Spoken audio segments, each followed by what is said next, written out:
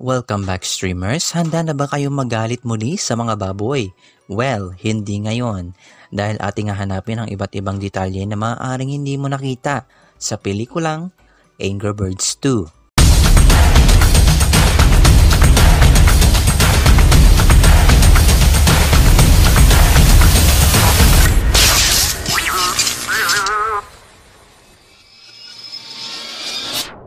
Before we begin, you can comment down below to join in my custom shoutout. Ang pelikula ay nagsimula sa asaran nila King Pig na si Leonard at ang tatlong ibon na sina Red, Chuck at Bomb na patuloy ang pagprotekta sa kanilang isla. Makikita natin dito ang mga trampoline at ilang labtik na ginamit nila para gawing transportation. Si Matilda at Terence ay may mga anak na at biglang may malaking tipak ng yelo na bumagsak.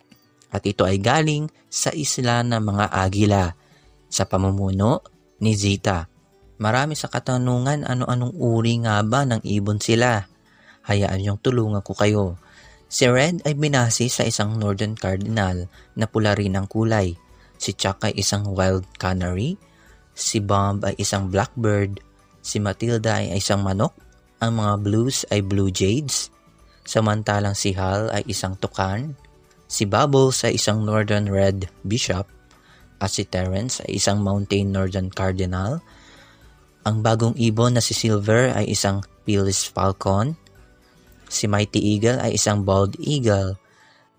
At si Zita ay isang Purple Anthropomorphic Philippine Eagle. Si Aquafina ay binusesan si Courtney, ang kasama ni King Pig. Nakita niyo ba ang isang agila na nagbabasa ng Crazy Rich Avians? Ito ay reference sa isang pelikula na bumida si Aquafina na ang pamagat ay Crazy Rich Asians. May kinig natin dito ang isang sumikat na kanta lalo na sa mga bata, ang kantang Baby Shark. At ang plano ni Silver ay halos binasi niya sa kanyang imbento sa mga naunang eksena. Ano kaya ang reaksyon mo sa pelikulang ito? Sino ang paborito mong Angry Bird?